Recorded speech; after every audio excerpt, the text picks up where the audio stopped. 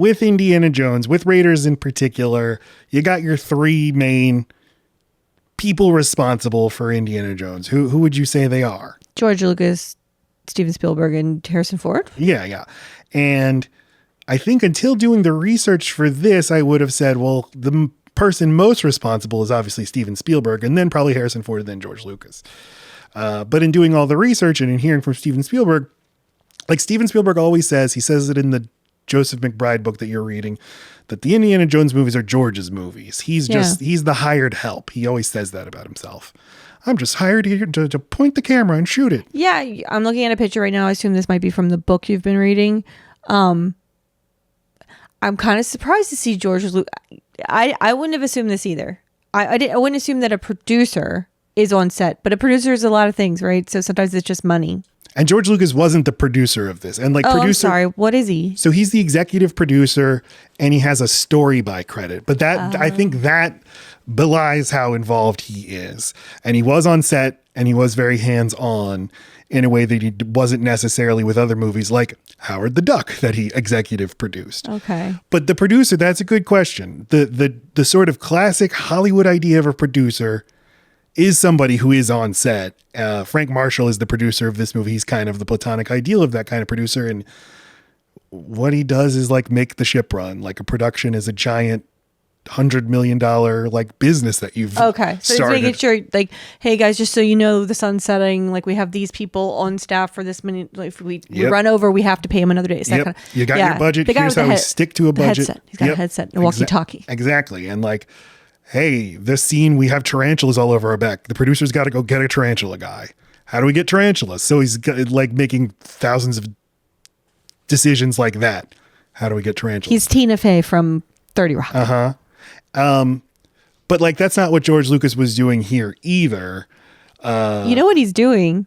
He doesn't like being a director. He doesn't like probably all the soft skills stuff, you know, and he doesn't necessarily know when an actor is doing it wrong, even if he can feel it's wrong. He maybe doesn't know how to guide. So I could totally see him wanting to just kind of shadow, like just be like, okay, here's what I meant by this. Do that. You know, that makes sense for him to pick a partner who's really good at working with people. Yeah. I like, there should be more directing duos. I love this. Well, so on our episode about Star Wars, episode 100, we talked a lot about the psyche of George Lucas and how he talked about not liking directing and not like writing, not how he didn't like directing and he didn't like writing. It's like, well, what do you like to do? And he's like, I like the technology. You like technology? Wait, what technology's in this? It's God.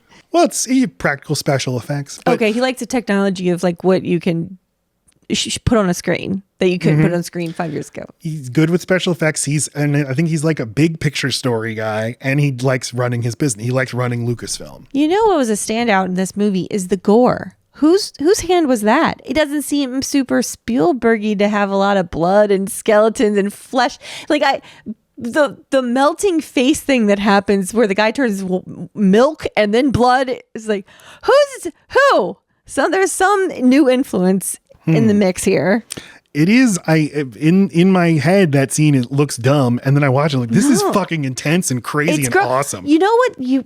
It literally had a bad taste in my mouth. So like when we order out, it is like such a fun moment for me when the food gets there. Like, ooh, gonna have something to watch when I eat this. Oh my God, my two favorite things: food I didn't cook, watching stuff, and then and I was like.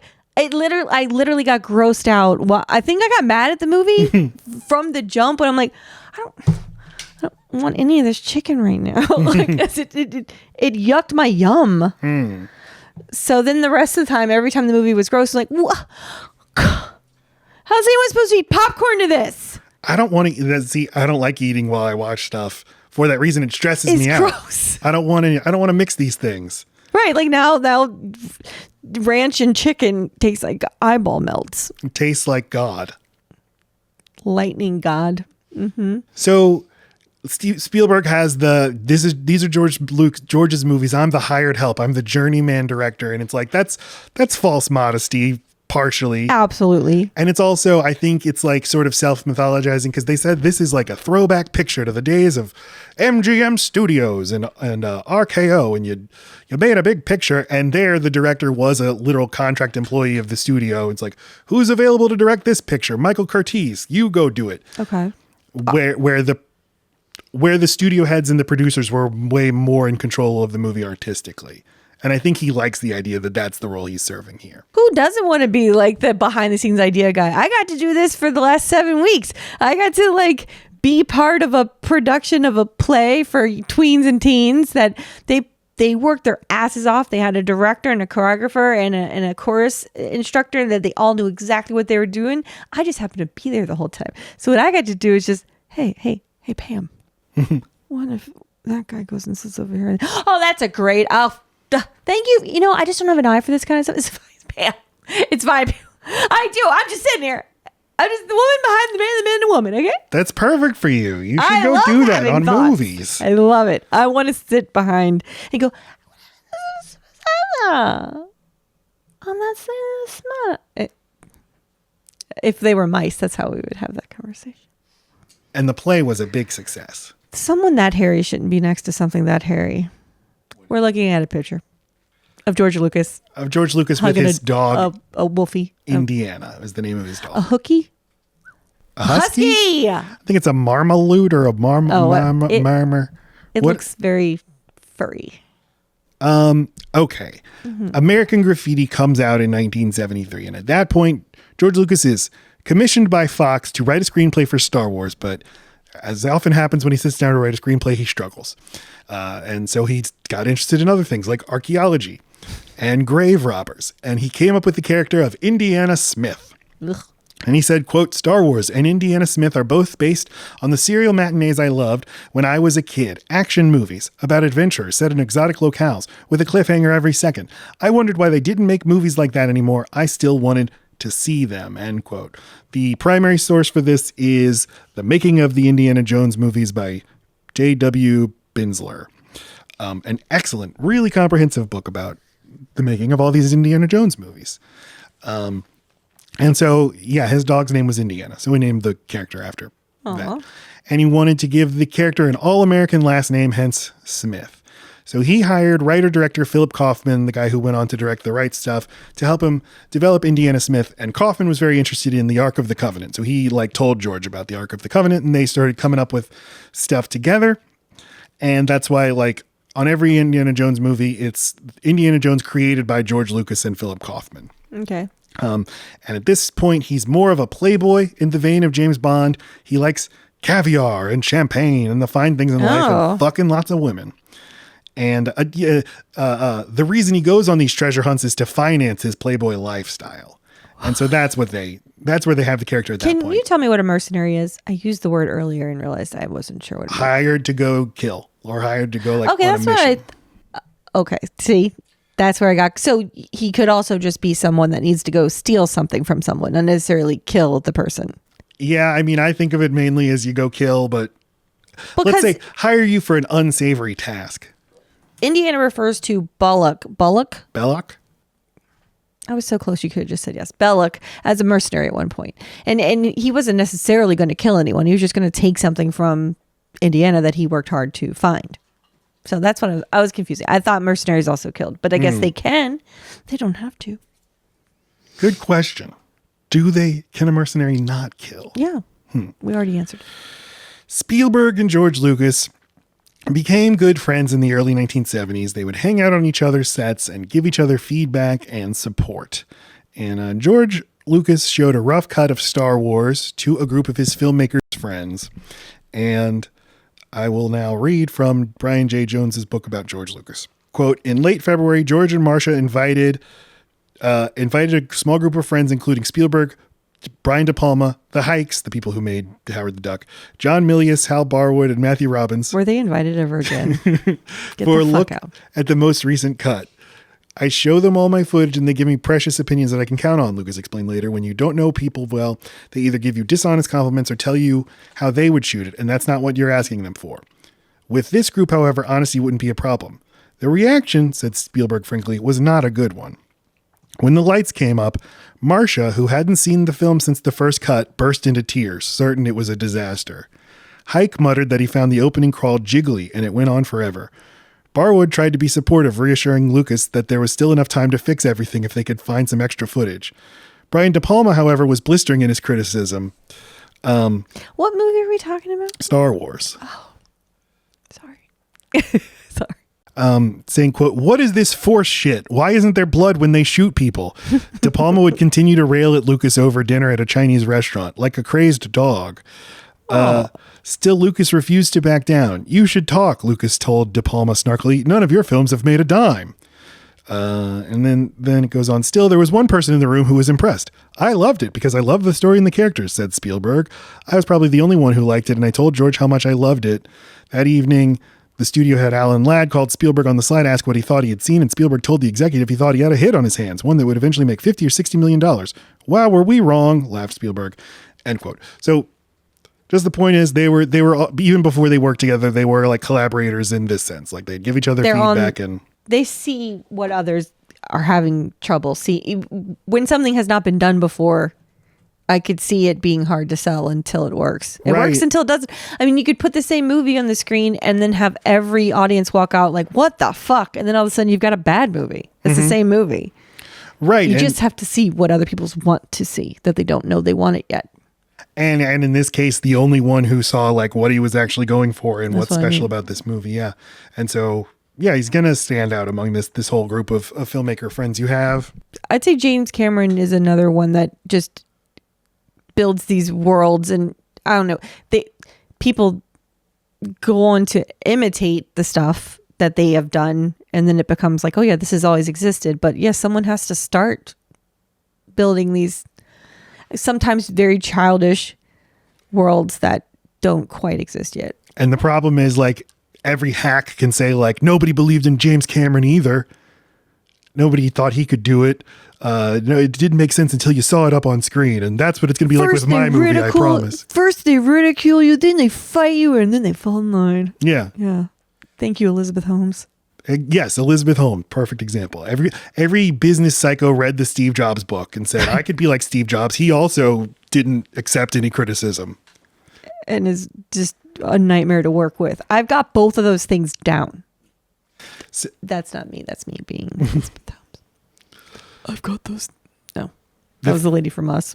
Sorry. They're the same. They're kind of the same. Mm-hmm. There was a girl with blood in her hand. There once was a girl. He's a rub. Nope. The microphone won't even pick it up. That's so guttural. Can I say this about Theranos?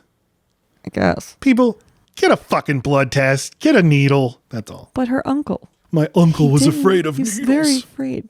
I mean, hey, here's what sounds painful. Getting your fucking finger pricked. That sounds worse to me than a shot or a needle. Okay, but people have to do that every single day if they have diabetes. So maybe you should stop being pussy. I guess so. And get diabetes. I guess so. I get a lot of shots. Yeah, I take one once a month in my leg. Sorry, Matt. In each of my legs. In both of my leggies. I use those to walk and run. Look, he's crying. It's true. So the famous story that Spielberg and Lucas have told a billion times is that when Star Wars premiered in May of 1977, they took a little vacation together to Hawaii to get away from it all, and Spielberg had wrapped production on Close Encounters. George Lucas was very anxious about Star Wars, whether it would make any money, how it would be received, but he kept taking calls from the studio, and they're like, it's a hit. Theaters are sold out all over the country. So he started to get more relaxed and jovial. Oh. And jokester. Spielberg, so the conversation turns toward what they want to do in the future. And swing.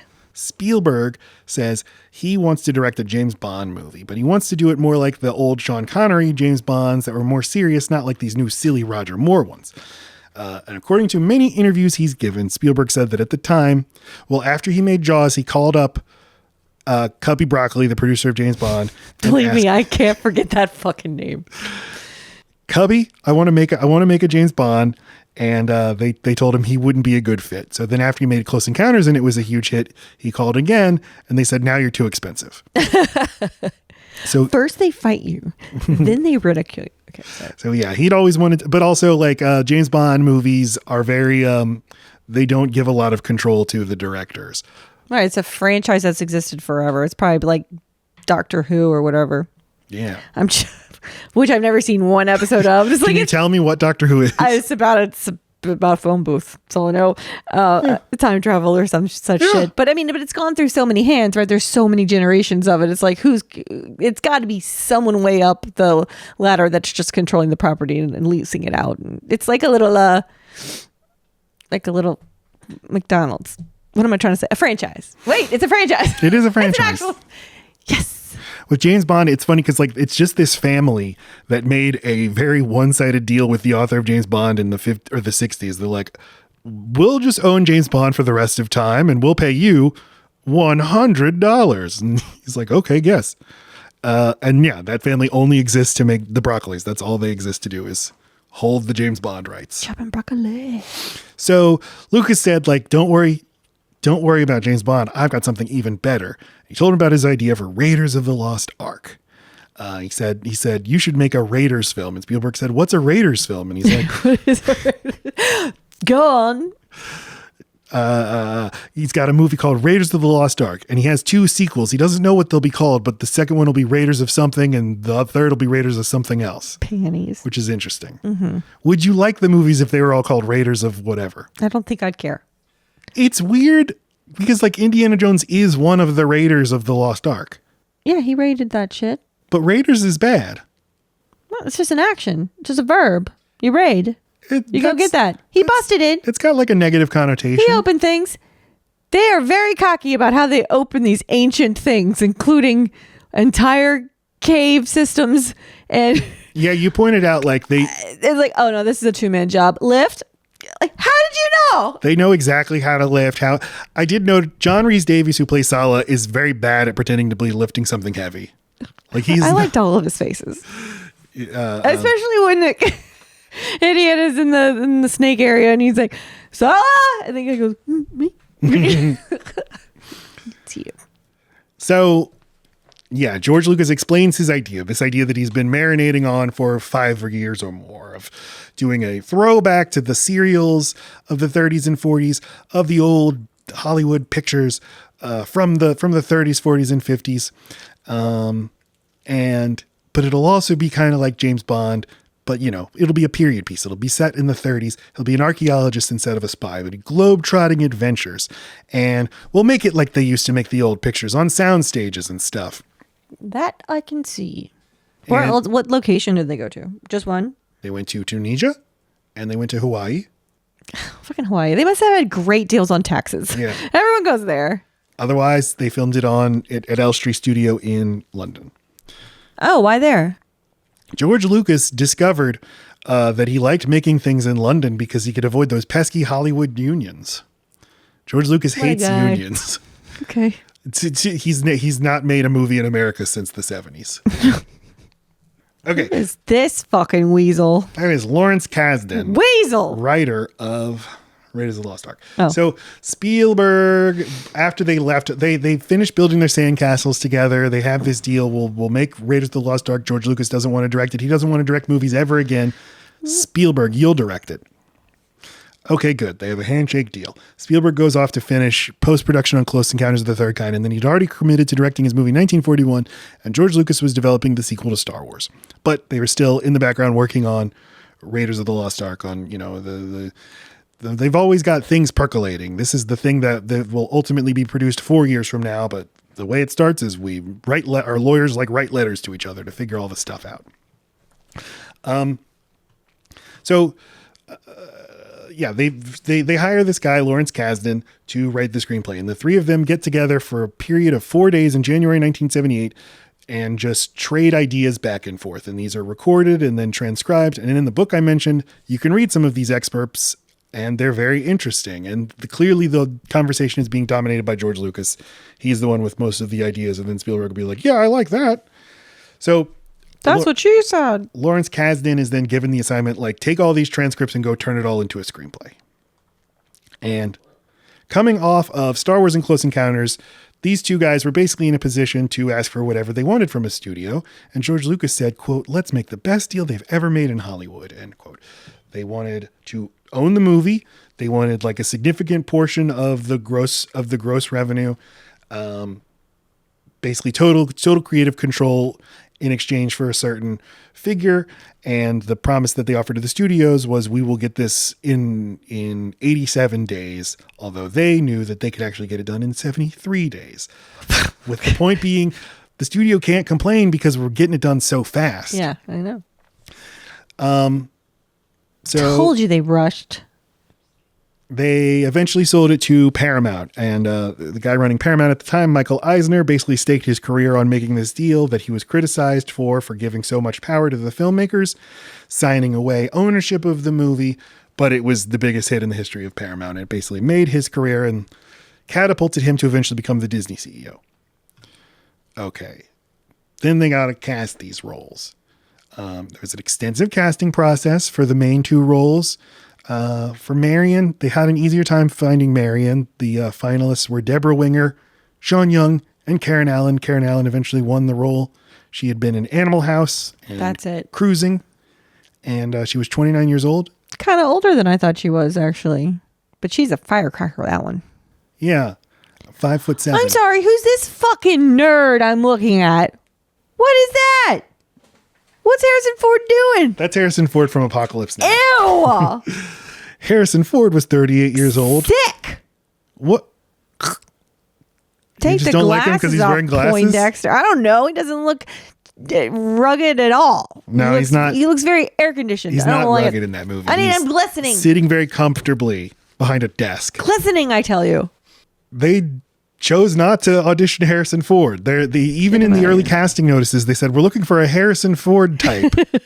Never talked to Harrison Ford himself about it. George Lucas, we talked about this with Star Wars. He didn't want to work with any actors from movie to movie. Didn't want to. It sounds like he was really scared of making someone's career that wasn't him. Like they're going to ride on my coattails, or studios are going to start insisting I always bring this person along. Like he won't know it's him if he's with too much of a charismatic muse. I think that's it. I mean, I think, and you Makes just don't sense. want to be known as like, yeah, but can he do it without Harrison Ford though? Right. See, smart. But And, Harrison like- Ford won't leave him alone. Yeah, he doesn't have any, he only has his first movie, THX. That's the only one that doesn't have Harrison Ford in it. I mean, other than the Star Wars prequels. So yeah, the man that they want is Tom Selleck.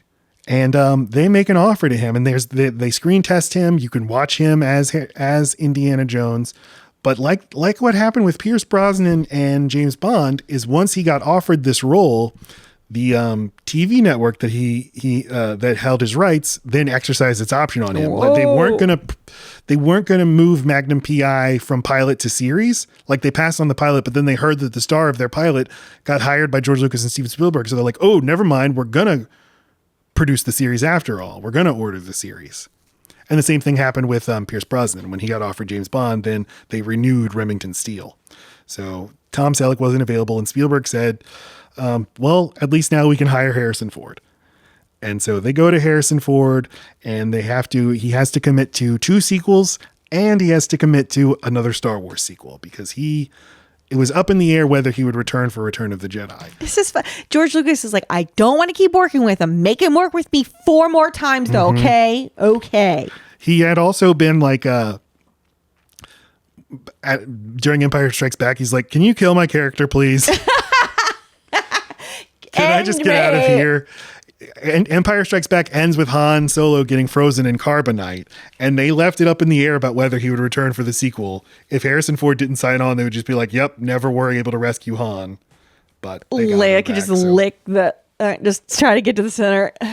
I'm getting there. I gotta, Movies filmed at L Street Studios in 73 days. They also shot in Hawaii and Tunisia, and it was an enormous hit. It basically saved Paramount, made Michael Eisner's career. Biggest movie of 1981, made $212 million. That's $754 billion today. Jesus. The second biggest movie of 1981 was On Golden Pond, a movie about some old fucking people. It's yep. Sitting around and being like, we're old. My daughter. My joints. And but reviews were mixed to positive. Joseph McBride, who wrote that Spielberg book that we're reading, he's like very dismissive of the movie. He calls it like fluff. It's empty. Okay. After his leap forward with Close Encounters, he unfortunately went backwards and made this garbage. And I think today its reputation is much better. I actually think that like movie criticism has sort of evolved to be more appreciative of craft. Yeah. The same thing has happened in music criticism. Like it used to be rock music was the only viable genre to take seriously. And now it's like, no, a Madonna song can also be. Right. What all went into this? How much of a virtuoso or just how dedicated to the process is the artist? And the production is an artistry in itself. Craft is how well crafted a thing is. That's also valuable and something to take seriously. Did I get this done in the time frame I said? Did I make sure that there were no lawsuits or mistreated actors? Did all of the things I said would happen make it into the? I mean, I can just imagine it needs to be the full package. Utilizing resources appropriately, and I don't know. Well, something that makes someone good at directing would be someone that people want to work with again. Yeah, that I do think about that actually, like with somebody like George Miller who makes the Mad Max movies, and the Fury Road and Furiosa were such nightmarish productions, but the movies are good. I think like, would I say he's a good director? Right. I mean, I do, but it's like you make good movies, but I don't know that makes you a good director if everyone had such a miserable time working for you. Yeah. It doesn't mean you're not an artist. Yeah, but exactly. Good director, maybe that's not it. Maybe you're a visionary. Maybe you get things done, but the cost is too expensive, both financially and people wise. Yep. Like Kubrick. I'm going to get put on a stake for that one, but maybe he's amazing visionary. That doesn't mean he's good whole package guy. Right. There's things part of the job is working with people. Right. If you're Spielberg, you can pump out a bunch of really great movies and some not so good, but still good. If you're Kubrick, you got what? 7? How many movies did he make? He has 13, actually. That's what I said, 13. But like, so you evaluate a movie like Raiders of the Lost Ark, like this movie is just trying to entertain you. It's not trying to say anything. It's not like a Terrence Malick movie or an Ingmar Bergman movie. It is just pure entertainment. So judged on those merits, how good is it at doing what it's trying to do? And is it valid to just try to do that? Right, exactly. And I think now criticism is more open to, of course it is. And that's just as valuable as trying to make a big statement. So yeah, sequels. 1984, there was Temple of Doom. 1989, Last Crusade. 1982, there was the Young Indiana Jones Chronicles on ABC. Did you watch this? I remember it. I didn't watch it. 2008, there was Kingdom of the Crystal Skull. And then last year, The Dial of Destiny, which Spielberg and Lucas were not involved with. Okay. And why even do it then? Because Harrison Ford wanted to do it. He did. Well, I don't know that he wanted to do it, but they're making that movie. Get on board if you want to get on board. Okay. It doesn't sound like he wanted to do it. I mean, he wanted to do it, and they, as long as they were willing to pay him $25 million. So he had a gambling debt, is what you're trying to tell me. He loves money. He loves talking about how much he loves money. He does? Yeah. What? That seems like such a... I wouldn't have applied that to him. Yeah. You think you know a guy? Well, he's... watch interviews with him. He's a grumpy, and he's stoned, and he's sleepy, and he's just like... Grumpy. He's a grumpy, stoned to sleepy? He's just like, I just want money. He wants to fly his plane, not well, and get money, please. And he'll do a good job. Yeah. He's going to be in a crank, a handsome crank. Mm-hmm. That really is his brand. I think he was really good as old Indiana Jones. I didn't like that movie very much. I liked it fine. It's my least favorite Indiana Jones movie. Sure. But it was nice just seeing him. And he loves Indiana Jones. He loves playing Indiana Jones. It's the character who is not just a lunkhead and an attractive guy. And unlike Han Solo, he's an intellectual. Yeah. He can teach a class. Yes. So that's Raiders of the Lost Ark. That's our history of Raiders of the Lost Ark. And now we shall move on to our discussion of the movie.